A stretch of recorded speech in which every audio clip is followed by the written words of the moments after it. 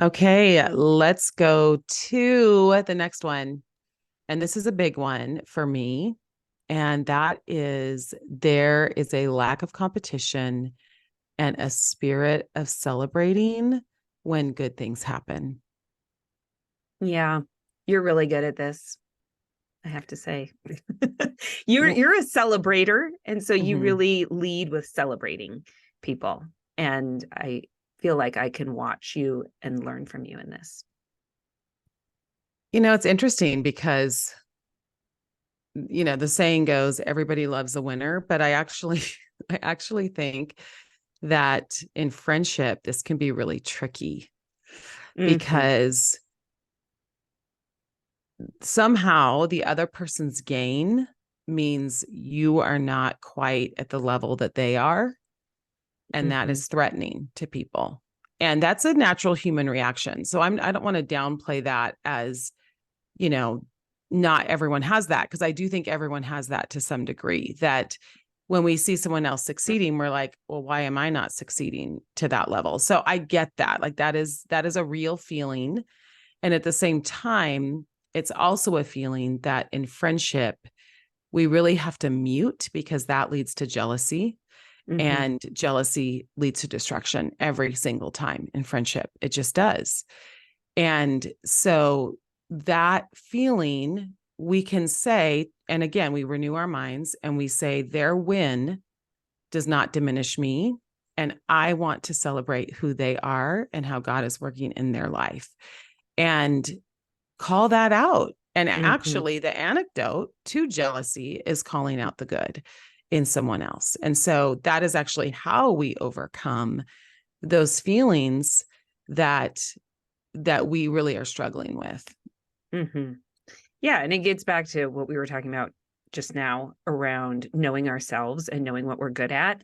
For me, I feel those feelings of jealousy, let's call it that, when it's a place of insecurity for me. Mm. So if it's a place where I already feel insecure and then I see someone else doing well, that's when I can feel those feelings start.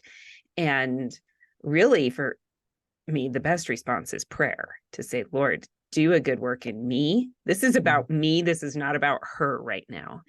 And so that's that refining, that growing, that humility, and then celebrating. And I have lots of areas of insecurity and a lot of things that you're so much better at me than. Like, I mean, I can quickly name off the areas where I feel like, yeah, this is Krista's strength zone and it's not mine.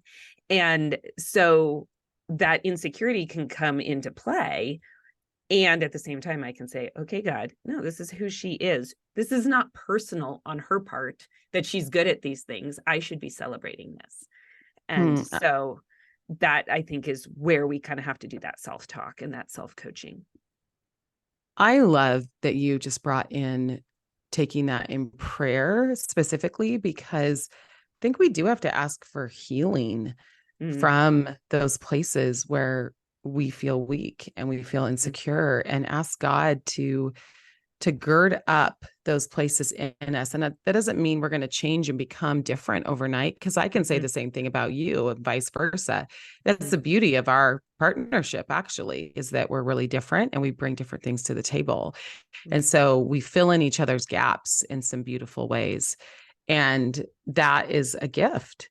Mm-hmm. But for me to feel insecure about one of those gaps that I don't have, that's a signal to me that I need some healing there. Mm-hmm.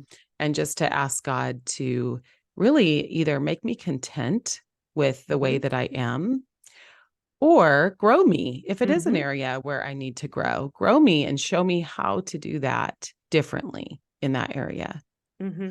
And that's how friendship can make us better, right? Mm-hmm. That sharpening, the Mm-hmm. iron sharpening iron. Mm-hmm.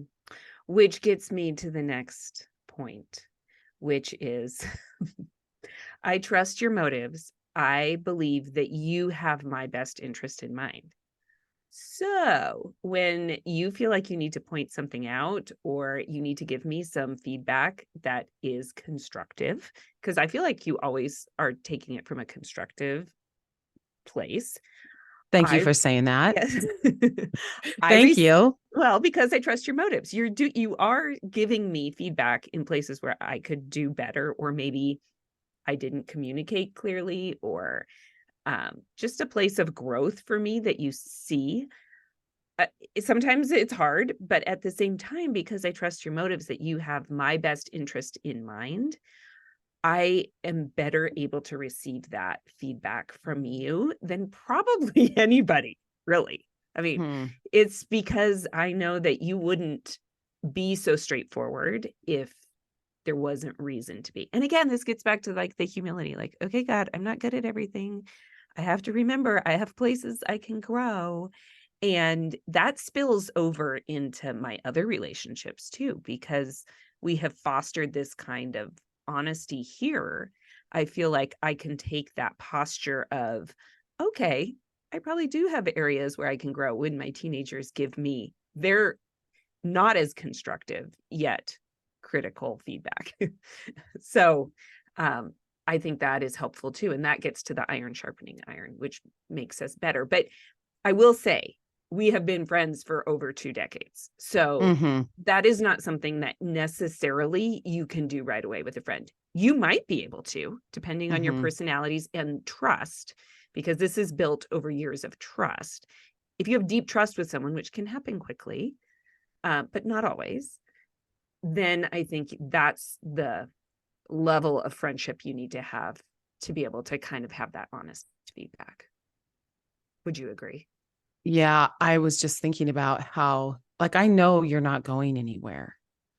And Right. I know you are for me. You are for my family. You are for my good. You're for my faith. You are for, um, you want what's best for me. And that really comes to down to a heart posture. And I think we do know that in a Mm-hmm. friend. I think that is a kind of gut feeling that this person is for me. And we also we also feel it when that person is not necessarily for us. And we can't quite trust that that person has our good in mind, or that that person isn't talking behind our back or whatever. That you kind of have that inner sense of knowing that. And you and I mean, we don't have a ton of conflict, but we do have things we have to talk about. We've been in a partnership for a long time. And it's also how we approach conflict with one another. And I haven't always done it. I mean, I'm a little more direct. We probably our listeners know that. I'm a little Which more is direct okay. It's okay. in my communication style.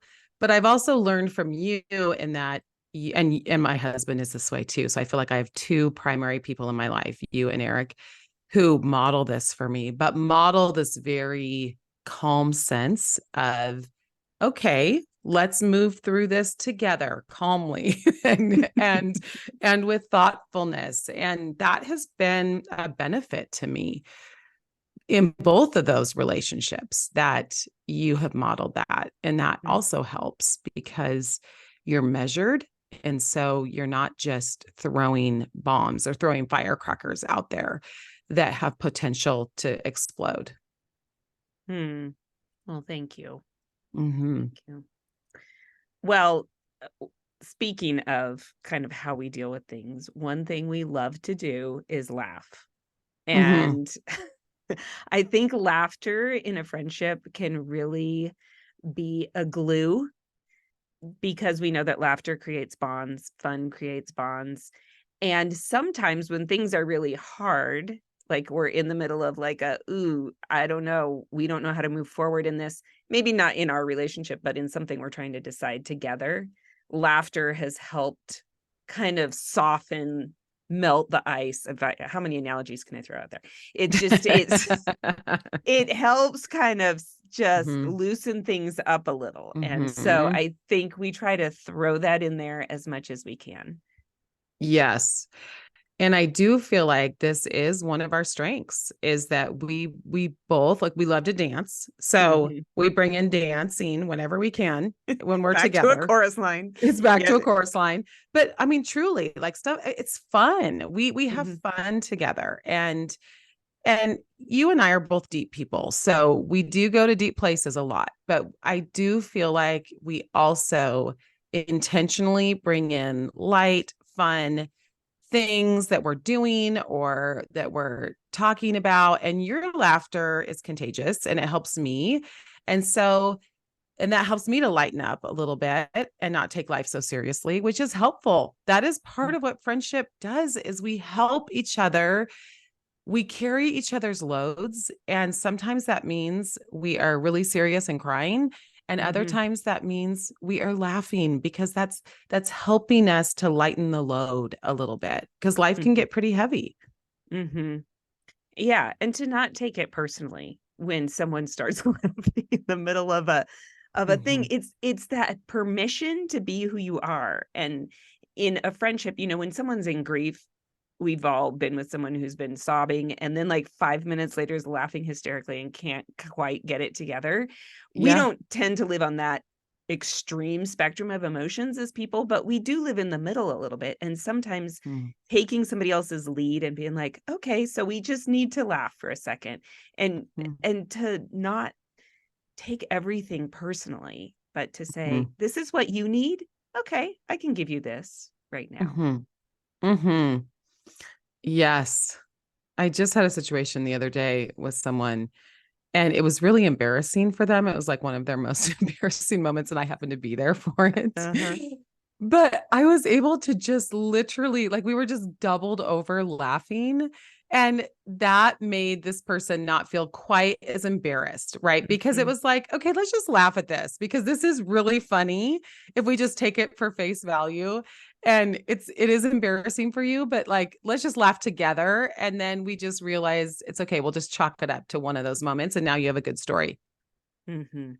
Yeah, and a friend can help you have that perspective, Mhm. because Exactly. if you just go in your hole and decide, "I'm so embarrassed, I'm never coming out of my house again," a friend helps. Right. That's what a friend does. A friend says, "No, it's really gonna be okay. You can face the Mhm. world, and this is how we're gonna cope with it together." Because that's the Mhm. spirit of friendship, is life Mhm. together.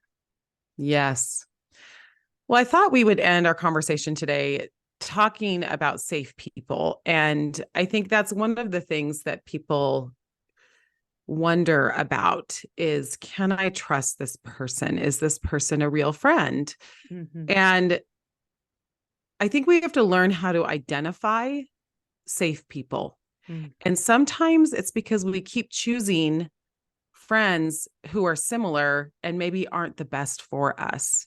And so people a lot smarter than you and I who do this, who are in swimming in this research all the time, therapists Cloud and Townsend, and they're amazing. They wrote Boundaries and they also wrote this book called Safe People.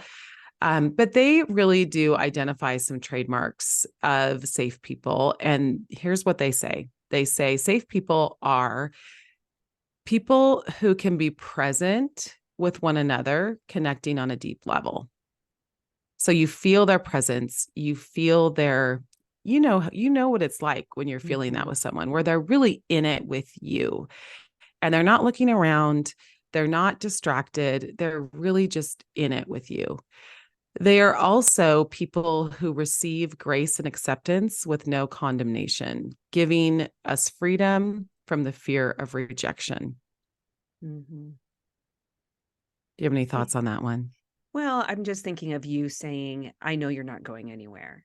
And Mm. that fear of rejection is a core fear of people. What you call it, abandonment, call it rejection. There's probably a number of words for it, but it's this fear of, if you get to know the true me, you're not going to like me and you're going to leave me. It's heartbreak, right? It's the fear of heartbreak. So Mhm. that is probably the number one driver that puts walls up. And it is a protective force too, so that you don't get hurt. So this idea of assessing, is this someone who is going to stay, allows me then to be more vulnerable. Mhm. Yes, it's really good. And then finally, we can speak the truth to one another, confronting each other as needed. Mhm. So we just talked about that. But there, I love the saying, and this is really just from therapists, but they say the repair is more important than the rupture. So Mm. in relationships, we are going to have rupture. That is just Mhm. the way that it's going to be. We are going to Yes. have rupture. Yes. We are going to rub up against each other in the best of relationships. And so what does the repair look like? And are people willing to do that repair well? And that to me is the mark of a safe person. One of the marks, one of the key marks in my experience of safe people. People who are like, this is worth it to me. I love you. I'm here to stay. Let's work through this. Mm-hmm. Yeah. Yeah. And we want that for you as you consider your friends, being a good friend and looking for the kind of people you want to invest in and friendships you want to invest in. So I know people are probably asking, and I want to hear what you have to say about this, Alex, but I know people are probably saying, okay, how do I find those people? And what do I do with friendships that aren't that? So can you just answer that real quick? Oh gosh. I would say for people that are in your life already that you're thinking, that these descriptors don't sound like them.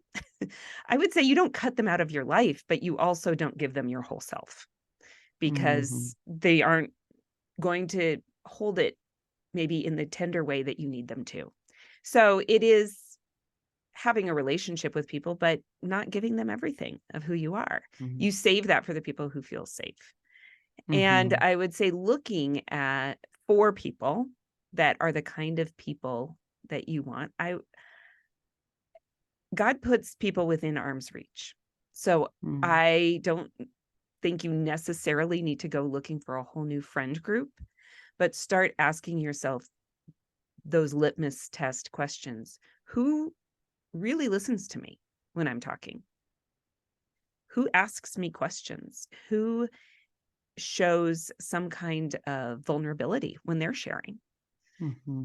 And look for those traits in the people right around you. And I will say, we invited people over for dinner this weekend that we've never had over before because I thought we should be better friends with them.